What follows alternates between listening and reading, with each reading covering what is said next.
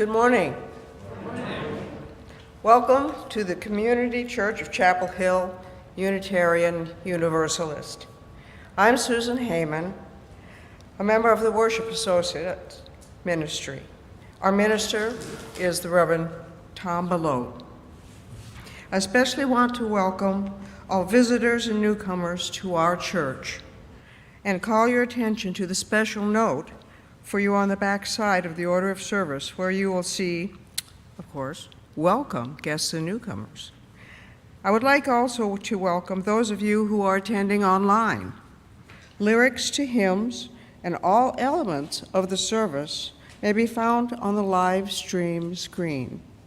And a complete order of service, including this week's announcements, is available via the link in the Sunday morning email and on the church website. Whoever you are, whomever you love, however you have arrived at this beloved place, you are welcome here. Our in-person Sunday social will be held immediately following the service in the community room. If you haven't already done so, please turn off or silence all cell phones to maintain a worshipful experience.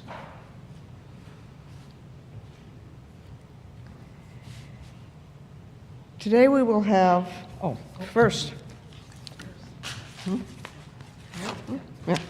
I would like to announce the artist that we have in our sanctuary. Yes, his name is Mark Stano, and he has been widely recognized for his architectural and nature photography.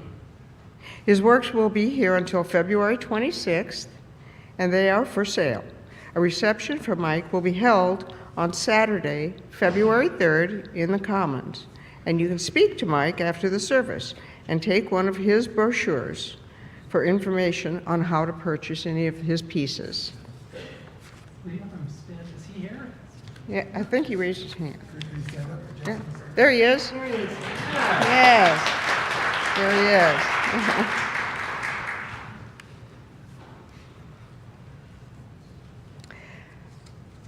is. Today we will have Connecting with Spiritual Practice with Kathy Hodges.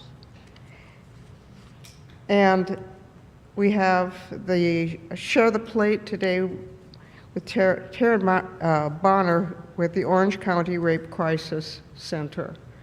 And she will speak to you about that. Does that happen now? Yeah. Kathy, come on up. Okay. Thank you.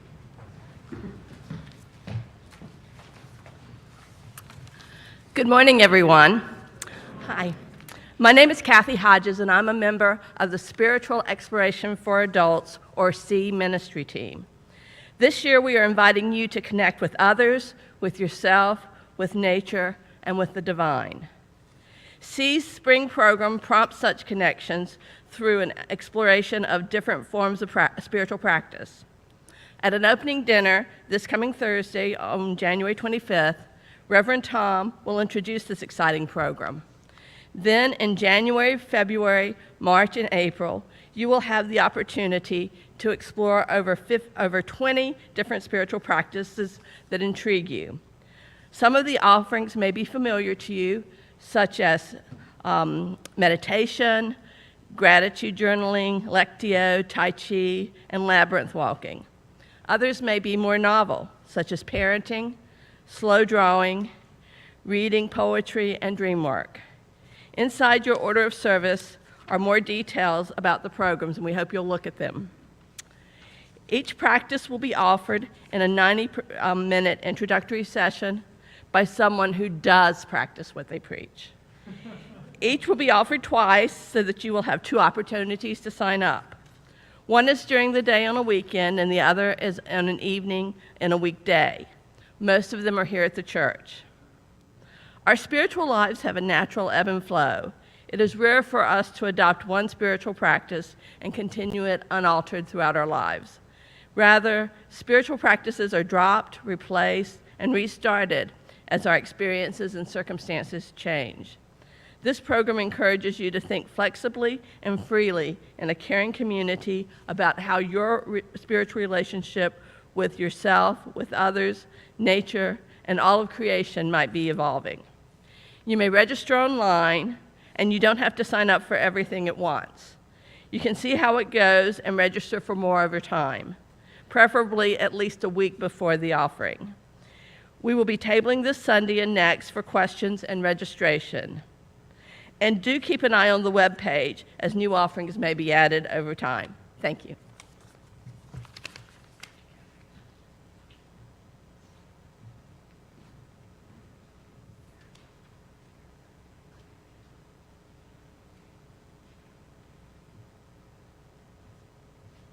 Good morning. I'm Taryn Bonner with the Sex Abuse Prevention Task Force, sponsored by Side with Love. Today's Share the Plate will benefit the Orange County Rape Crisis Center. The center provides services far beyond what its name implies. It's well known for outstanding professional services to help foster a world where children can grow up happy, healthy, and safe. The center professionals support the healing process, provide educational programs for the people of all ages and resources for families, schools, and community groups, which is exactly where we come in. Parents, religious education staff, grandparents, caregivers, we can all benefit from their resources on awareness and prevention strategies, including how to talk to children, what we can do to keep them safe. We encourage you to stop by the Side with Love table after the service today. We are honored to have with us Rachel Valentine, the center's dedicated executive director. She was here earlier today. This is your chance to find out what kinds of services the center provides and to pick up their brochure about keeping children safe. This nonprofit agency has been hit hard with the loss of substantial state and federal support to the local community. Our entire community benefits from keeping the center strong. How do we keep them strong? With donations for their good work.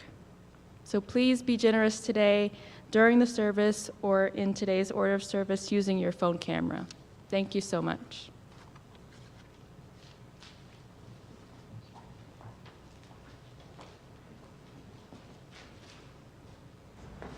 Please rise in body or spirit for our opening hymn in your teal hymnal, number 1018. Come and go with me.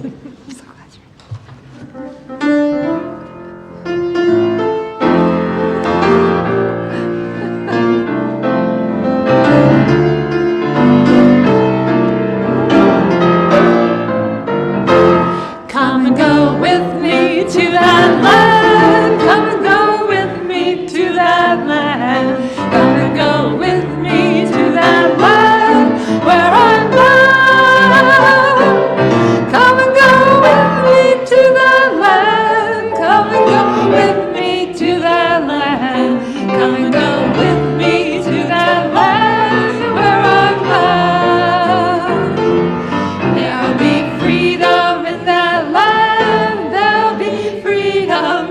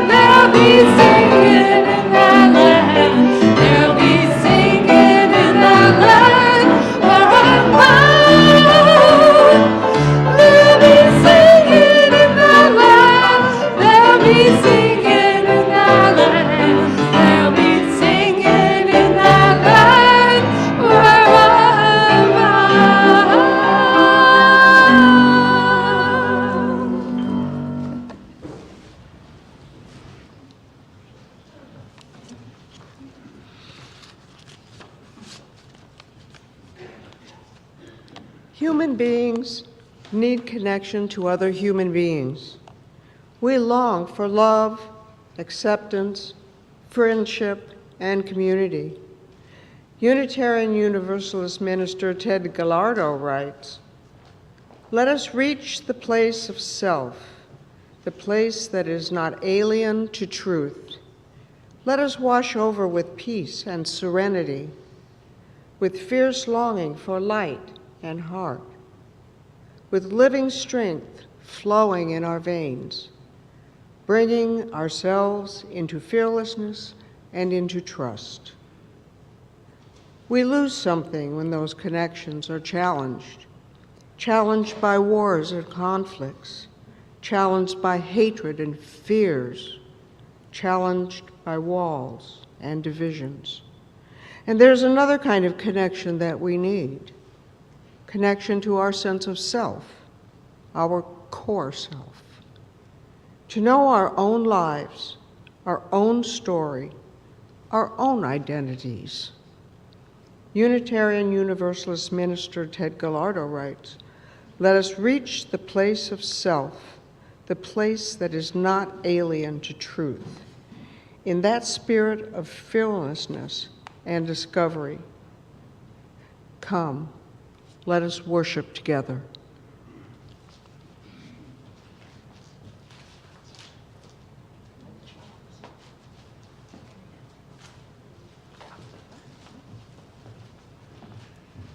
As Jen lights the chalice this morning, I invite you to join in our chalice lighting words that come from W.E.B. Du Bois.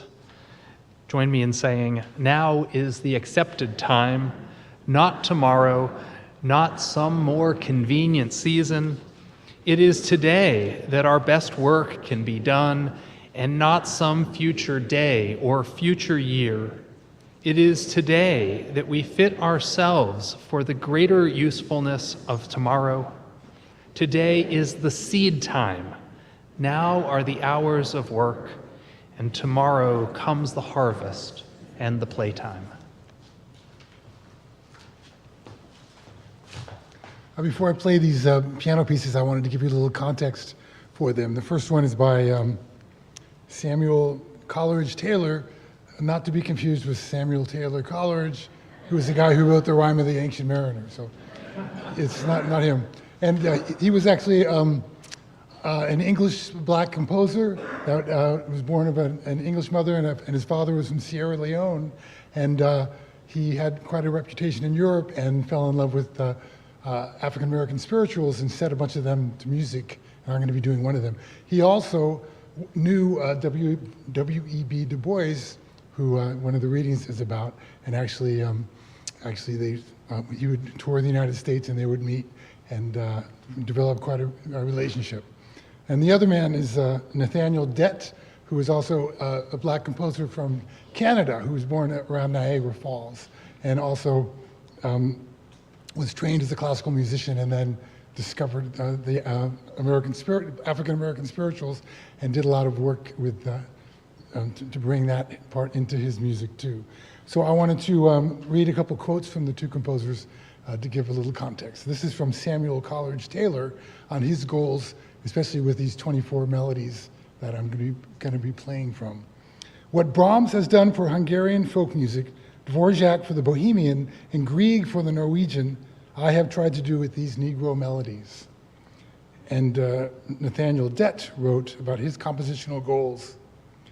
"We have this wonderful store of folk music, the melodies of the enslaved people, but the store will be of no value unless we utilize it, unless we treat it in such manner that it can be presented in choral form in lyric and operatic works, in concertos and suites and salon music, unless our musical architects take the rough timber of Negro themes and fashion from it music which will prove that we too have national feelings and characteristics as have the European peoples whose forms we have zealously followed for so long." So this is Wade in the Water.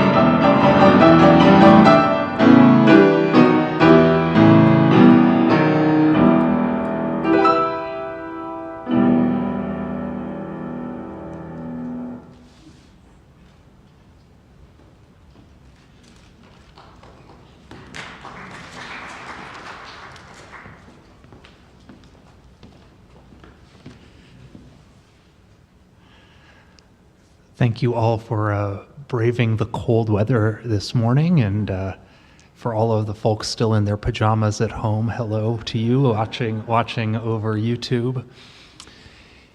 Each week, we hold in our service a time for sharing the joys and the sorrows that we bring into this community. It's during this time, if you've come with either a significant personal joy or a significant sorrow, you're invited to come forward, place a stone in the water bowl, share your name, and briefly share your joy or your sorrow. Let us enter into this time of tenderness and trust. Are there any joys and sorrows this morning? Yes, there are.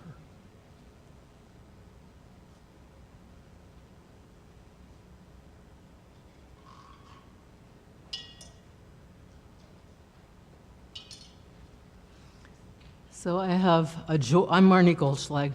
I have a joy and a sorrow. The joy was that on December 30th, Trey and I celebrated our 6th anniversary, which was lovely.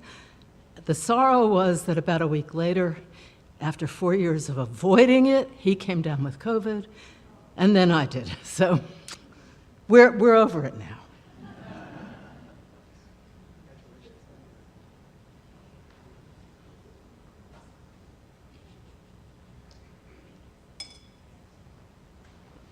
Good morning. My name is Ginger Guidry, and I'm here to share a joy. Last weekend, we celebrated my dad's 80th birthday, which is a joy in itself. But to celebrate him, we had a family gathering in which we actually spent some time sharing reflections on things that we've learned from Dad or Grandpa. And my dad has had an impact on many people in his life, and it was such a moving event. And my family does not share feelings very much, so it was such a strong connection in his honor, and it was just a really great joy. So.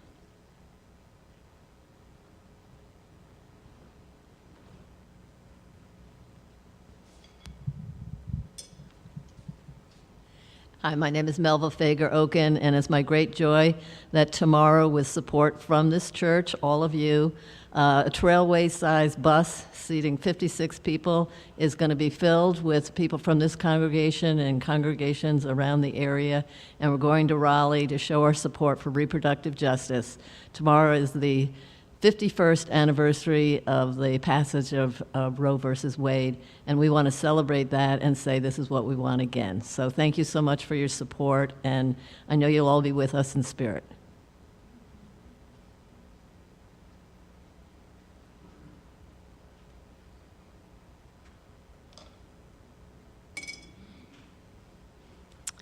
My name is Britton Beasy, and we had a great sorrow on December 27th. We lost my father, and it happened quickly, so which is a blessing for him, but a sorrow for us in that we didn't get to see him or say goodbye. So it's been a difficult month. Thanks.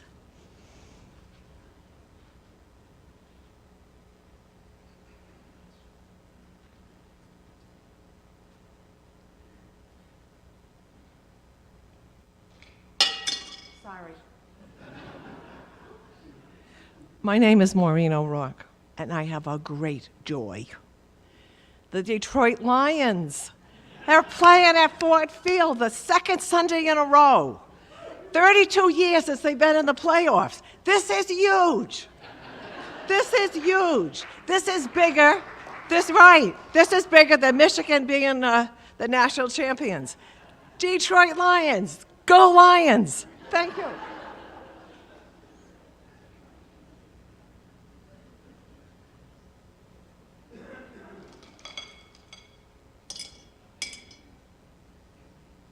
Hi, I'm Randall.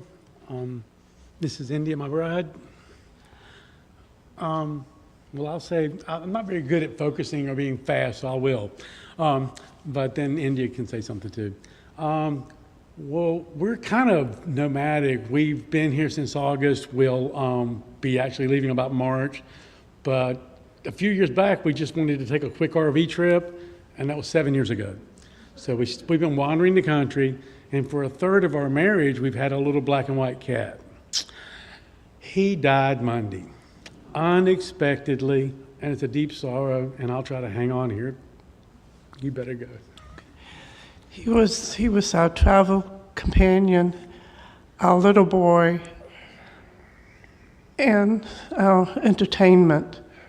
He died of heart disease, but the bittersweet is that he was active right up until the day we had to take him into the vet. And the tough part is it was unexpected because he's like crazy he's just crazy. And he never had a day of sickness. He jumped 6 feet straight up in the air every day. We just don't understand what happened, but he just fell over. He just fell over and couldn't walk, and we didn't know what to do. And 4 hours later, they said he wasn't going to make it. So we're just kind of like, he's been our little replace-o kid, like we're empty nesters. So we've decided that pets, for a lot of people, are like when your kids are gone, it's something to fuss over. And it's just so weird. So we were a mess Monday, but thanks.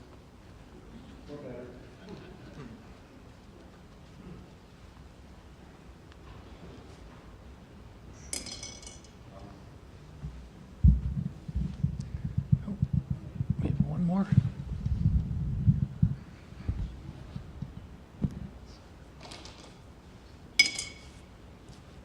I'm Mark Silling. I had a sorrow a week before last. Very good friends of mine, David and Mary, were in the hospital because Mary had stage 4 lung cancer, and she complained about the food. She's a vegetarian, and had her greasy hamburger there. So I said, as God is my witness, tomorrow you will have a fresh vegetable soup. And so we went home, and Susan made us this wonderful soup, and but the next day she died, so she never got her soup. So we ate it in her memory.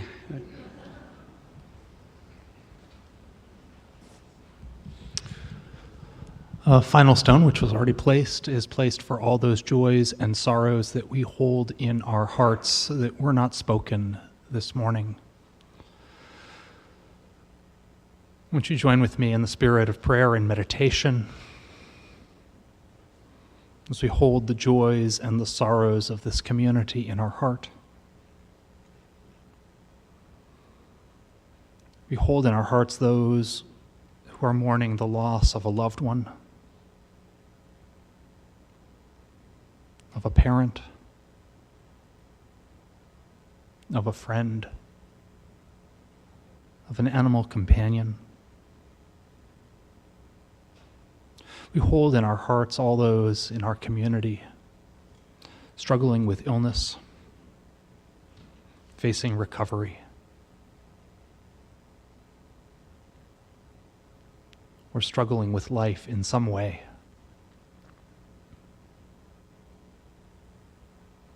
With gratitude, we give thanks for the gifts of togetherness,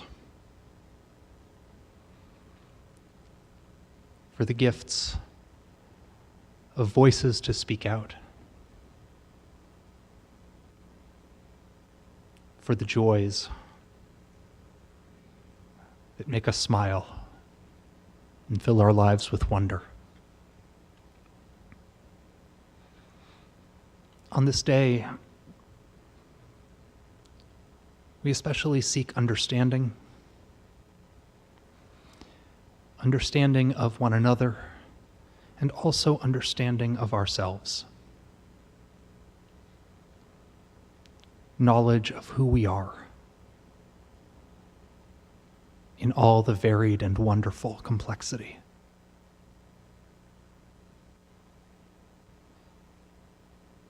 Let us hold together a few moments of silence as we reflect on the prayers of our own hearts and the prayers of this community. I invite you to be still with me for a time.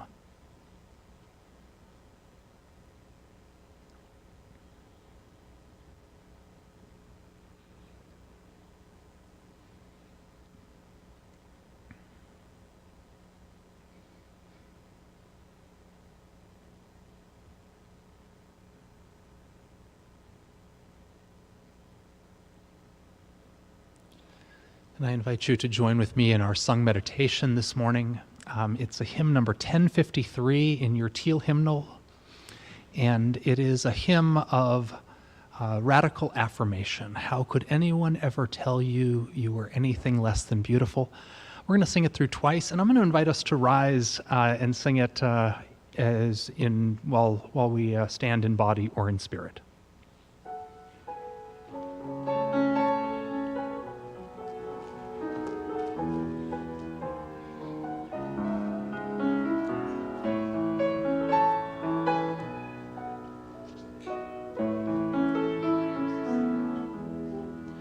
How could anyone ever tell you you were anything less than beautiful?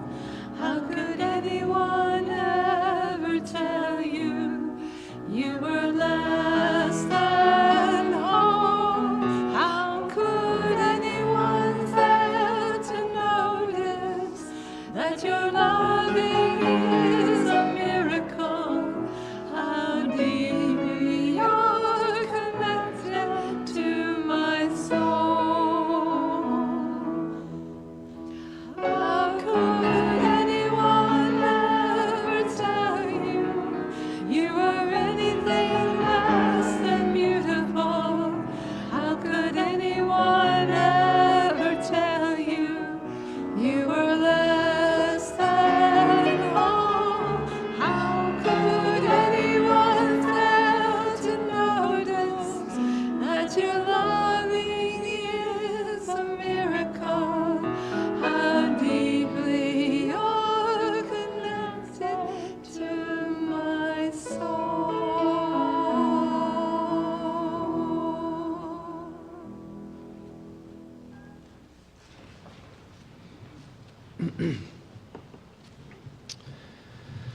There are two readings this morning, both of whom come from prominent thinkers, theologians, sociologists, philosophers who thought deeply and researched deeply and wrote profoundly about race in America.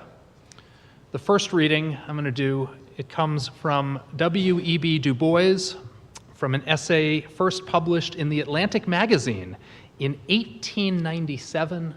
The title of that essay was The Strivings of the Negro People. And I'm going to introduce Du Bois more thoroughly in my sermon, but for now, I'm just going to give you the text. But let me just give you a note about the text, which is that here in 2024, I actually wrote 2023 on my paper there, which is in 2024, we tend to use more inclusive language, different language when discussing race and gender, but for the reading, I've preserved Du Bois's original words. He writes, "The American Negro is a sort of seventh son, born with a veil and gifted with second sight in this American world. A world which yields him no true self-consciousness, but only lets him see himself through the revelation of the other world.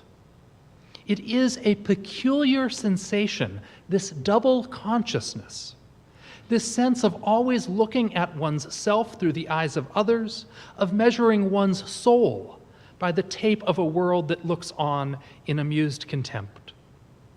One ever feels his two-ness, an American, a Negro, two souls, two thoughts, two unreconciled strivings, two warring ideals in one body, whose dogged strength alone keeps it from being torn asunder."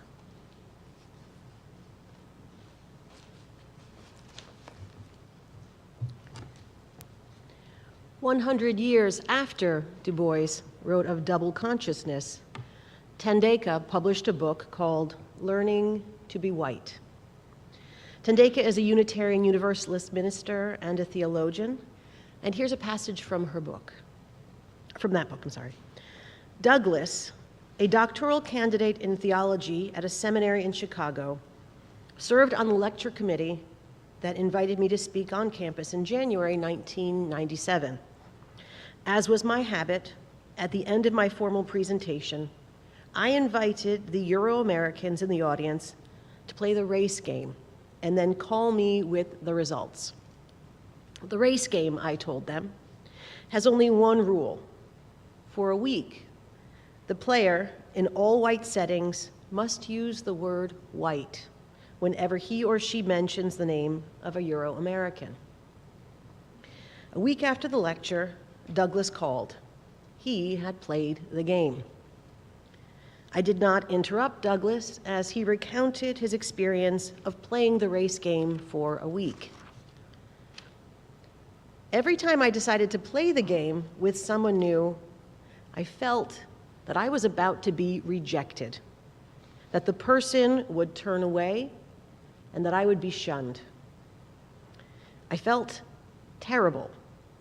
As soon as I met someone and started talking, invariably I would have to mention someone's name, which meant that I would have to say the word. Before I said it, I'd hesitate as if I was about to stutter. I don't stutter, ever.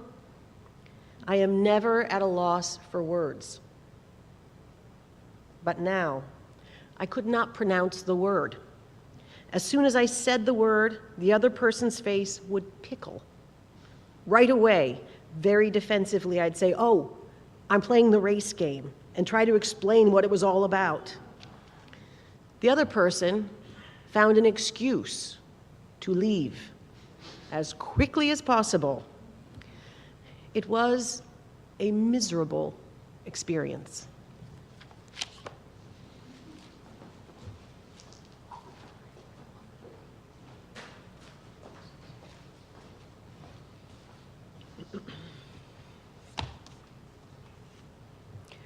Freely we have received of gifts that minister to our needs of body and spirit.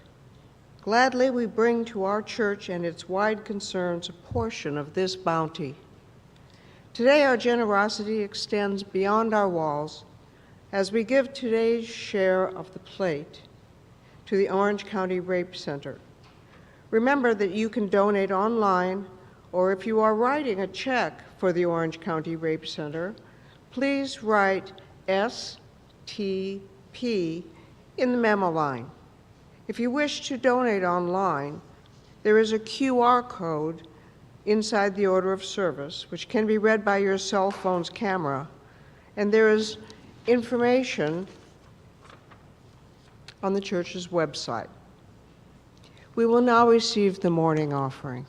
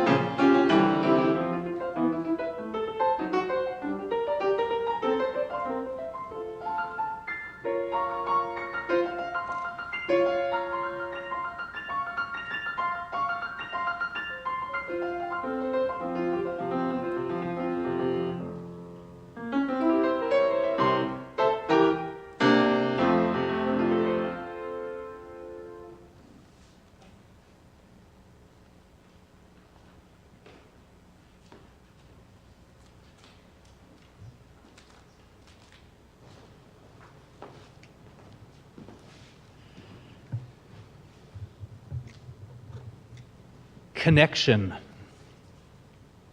You may remember that connection is sort of the unofficial theme for this church year.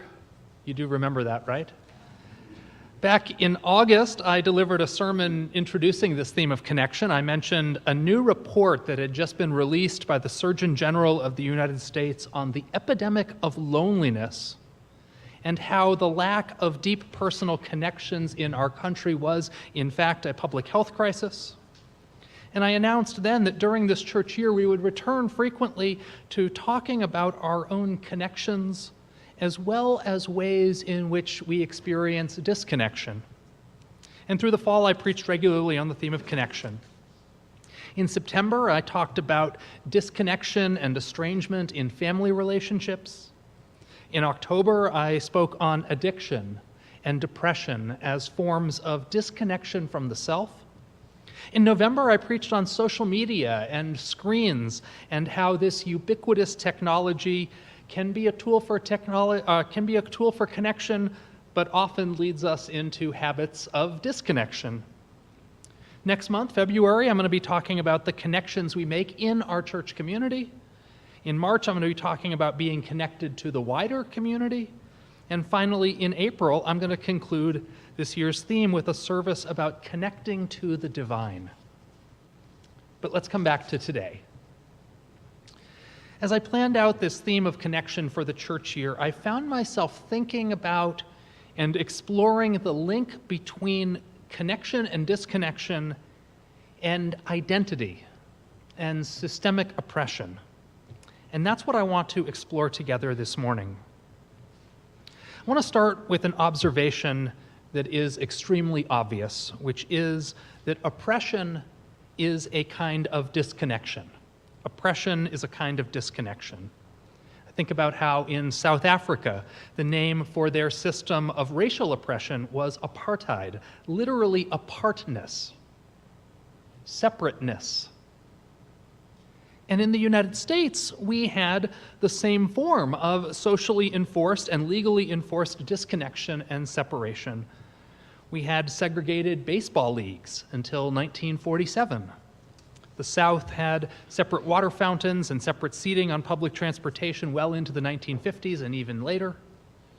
Chapel Hill had segregated restaurants well into the 1960s and segregated high schools into the 1970s. UNC men's basketball team desegregated in 1966. And laws banning interracial marriage were on the books until overturned by the Supreme Court in 1967. Redlining and racially restrictive neighborhood covenants kept races living separately until even more recently. And the legacies of all of these legally enforced separations and segregations are still very much with us today.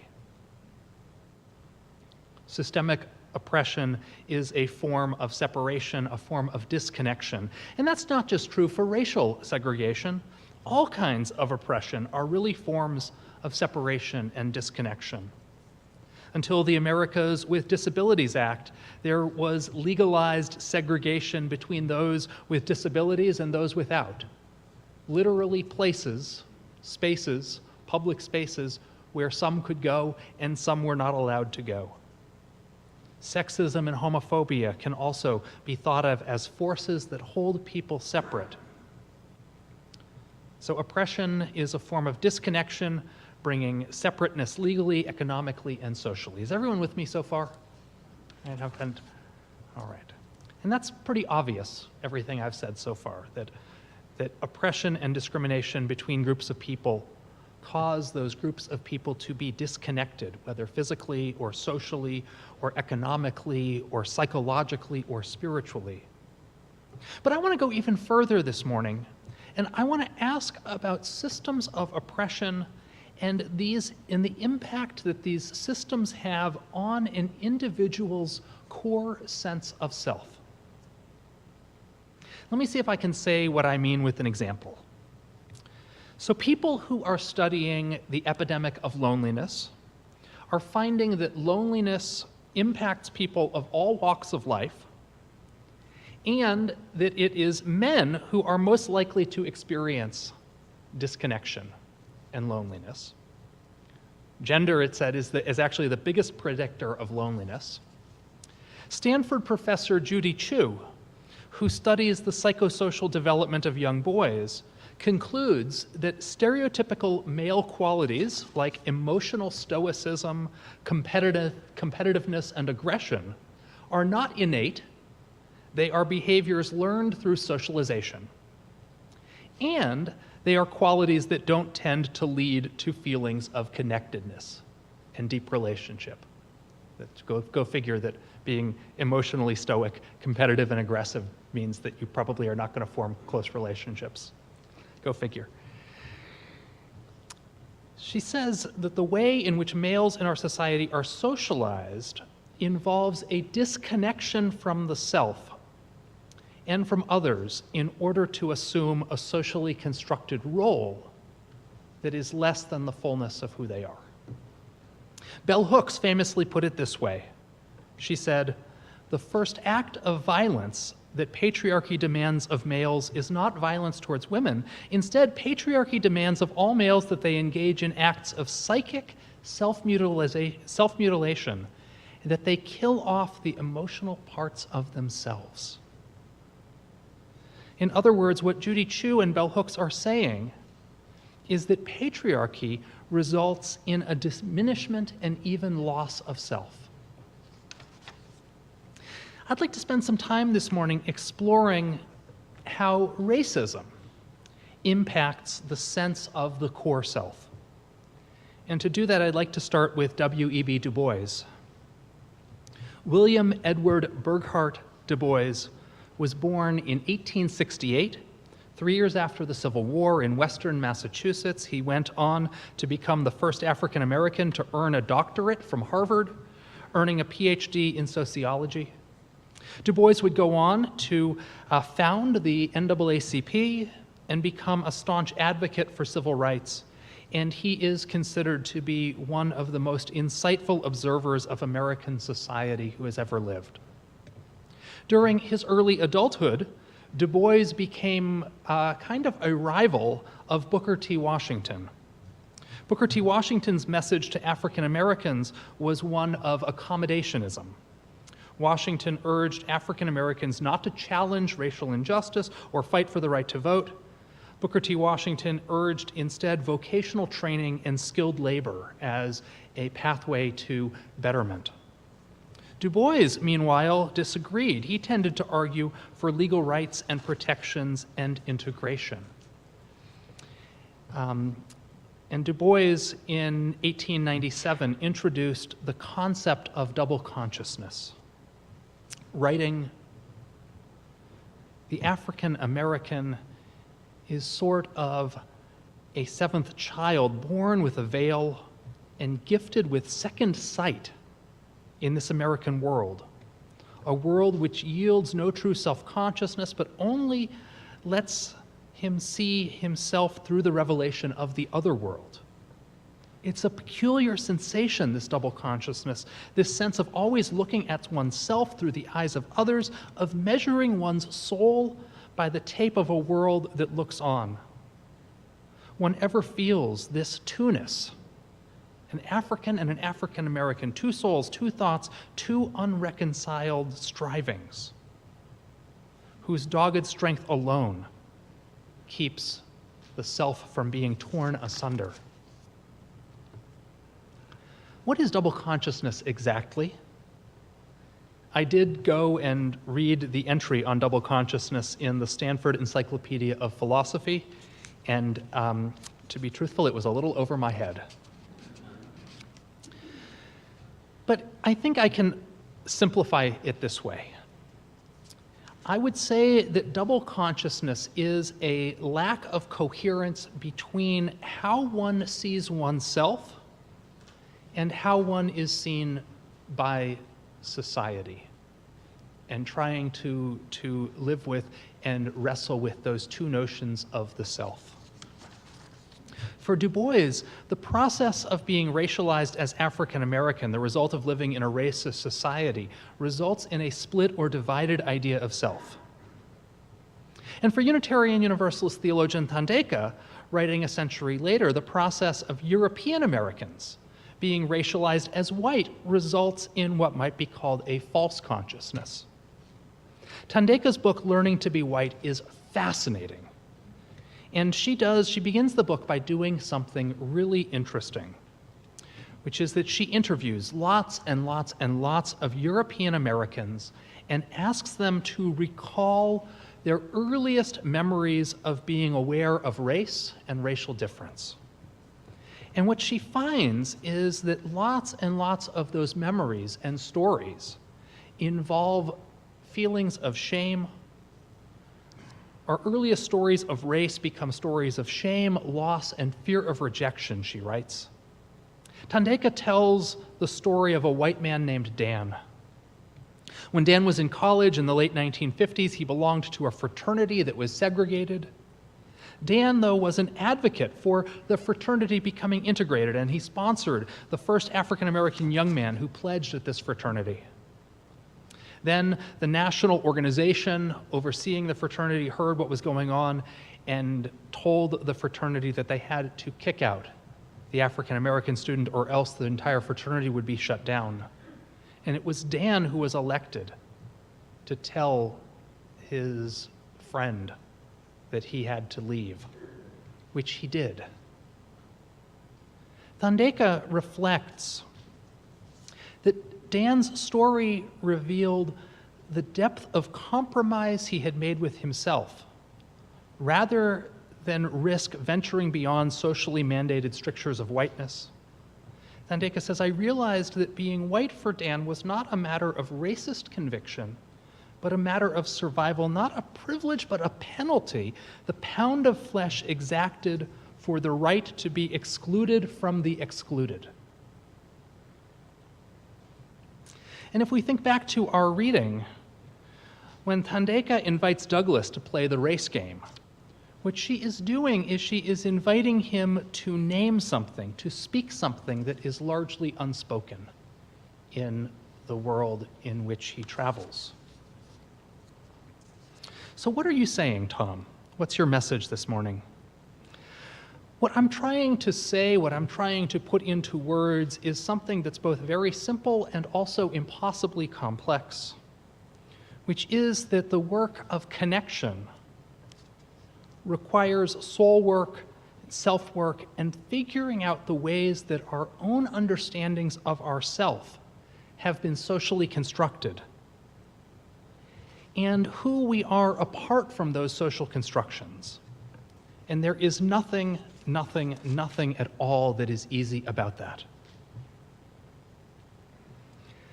Thom has the race game, which involves naming aspects of identity that are often silenced within our society.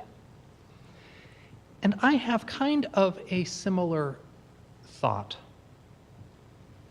which is that as human beings, as members of the human family, each and every one of us are absolutely the same, and as individuals, we are all absolutely different, and as members of groups, we are like some others and unlike some others, even as we are all the same and absolutely different and similar and dissimilar.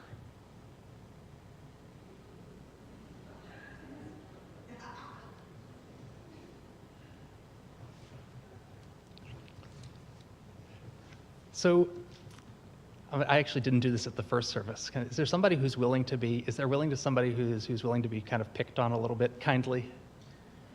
Who picked on Hunter, I see you. You laughed, Laura. So Hunter, can you tell, so your name is Hunter, and can you share an identity that you hold, that you treasure?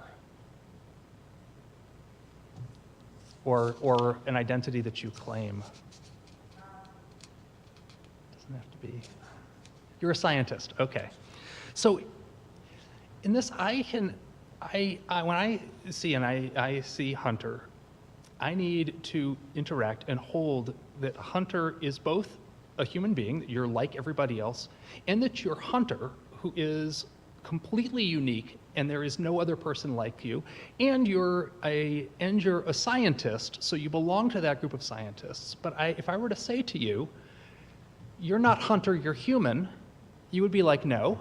And if I said, you're not human, you're Hunter, you would say no. And if I said, well, you're not Hunter, you're a scientist, or you're not human, you're a scientist, you're all three of those things, all simultaneously. And each of them is a reality of your wholeness that is inextricably you. And so you're all these things. And in fact, you're not just those three things, you're 1,000,001 things. And each of those is, how could anyone tell you are anything less than beautiful, right? So I'm picking on Hunter here, but really this goes to everybody, not picking on you. You consent, yeah. Yeah. And so I want to end this morning and so if I only see a part, right? A part that I'm missing the whole, but I also can't see just the whole. I need to see all of the parts too, and that's the complexity. And so I want to end this morning by invoking the work of a philosopher named Jose Medina. He's a professor at Northwestern University, and Medina has taken Du Bois's concept from 100 years ago of double consciousness and expanded it. And he calls for what he terms kaleidoscopic consciousness. That is what we need, kaleidoscopic consciousness, by which he means an awareness of all ways of being, all identities, endlessly mixed and remixed. And it's only by seeing each other and ourselves as this kaleidoscope that we can move forward and connect in community. Oppression, whether that's racism or sexism or homophobia or ableism, brings disconnection between people, but it also brings disconnection within the self, that our own journey of being socialized, whether that's racialized or gender or an identity, often disconnects us from the fullness of who we might be. And that when we see ourselves and each other as a kaleidoscope, as an infinitely precious assortment of identities and realities and truths and stories and humanity, then it is that we can move to that deeper connection. Those are my thoughts this morning. I look forward to hearing your own. And we're going to sing our closing hymn of the morning, which is a hymn that comes from the African American tradition, number 151, I Wish I Knew How. But as we sing it, I think it speaks to this larger liberation that I hope you'll consider. Please rise in body or in spirit and join us in singing 151, I Wish I Knew How.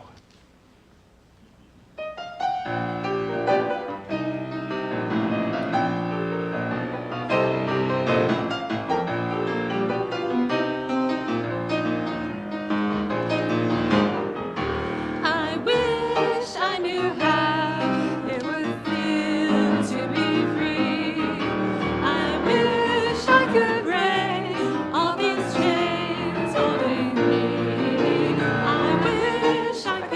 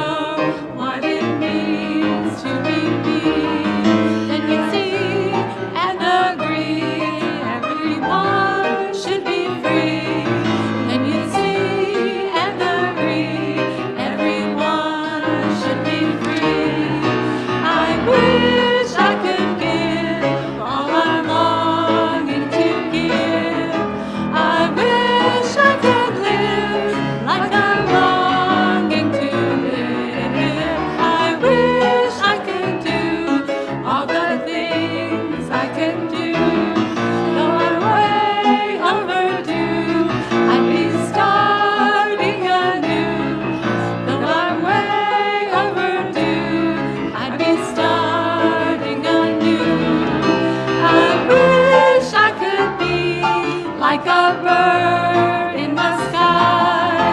How sweet it would be if I found I could fly and soar to the sun and look down at the sea. Then I sing 'cause I know how it feels to be free. Then I sing 'cause I know how it feels to be free.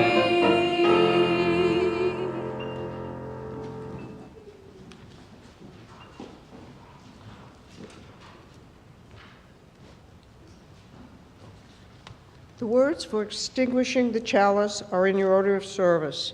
If you wish to do so, please join me in saying them. We extinguish this flame, but not the light of truth, the warmth of community, or the fire of commitment. These we carry in our hearts until we are together again. Let's thank everyone who made this morning's service worshipful.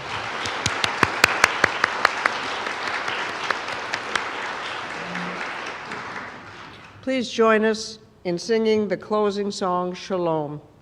If you would like to hold hands, stretch out your arms. If you would like not to, cross your arms across your heart. And the words are in your order of service if you don't know them.